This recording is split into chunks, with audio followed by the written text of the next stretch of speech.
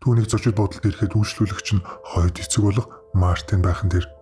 Тэр шууд угаалгын өрөө рүү ороод өөртөө яагаад энэ байдлыг ашиглаж болохгүй гэж хэлээд Мартинаас гэрлээ унтраахыг хүслээ. Миний өөрийгөө маш ичимхий гэж тайлбарлаад Мартины нүдийг нь боож угаад дотн харилцаанд оров. Сексийн дараа Минийг тэндээс гарч явтал Мартин араас нь гүн гарч ирнэ. Мартин чи түлхүүрээ марчгаж гэж хэллээ. Минийг эргэж хартал Мартин шоконд орхон тэр. Мартин дагвар өхөнтэйгөө нэг оронд орсон гэдэгтээ итгэж чадсангүй. Гэртээ ирсэн хойноч тун духгүй харагдана.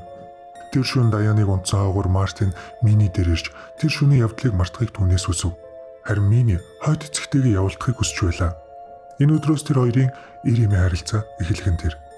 Нэг шөнө Даяна нөхрөөхөө Минигийн өрөө рүү гинэгт орж ирхэн тэр. Даяна Минигийн хүнжилд хэн нэгэн байгааг анзаарсан ч гэсэн Мартин гэж сэжгэлсэнгүй гарч явлаа. Мини Мартин хоёр Даяны араар явуулдаад 4-5 сар болжээ. Мартин нууцаар явуулдахаас залхаж одоо ил харах цаг нь болсон гэхэн тэр. Мини ч бас үнтэй санал нэгдэв. Харин Мини ээжигээ замаасаа зайлуулах хэрэгтэй гэлээ.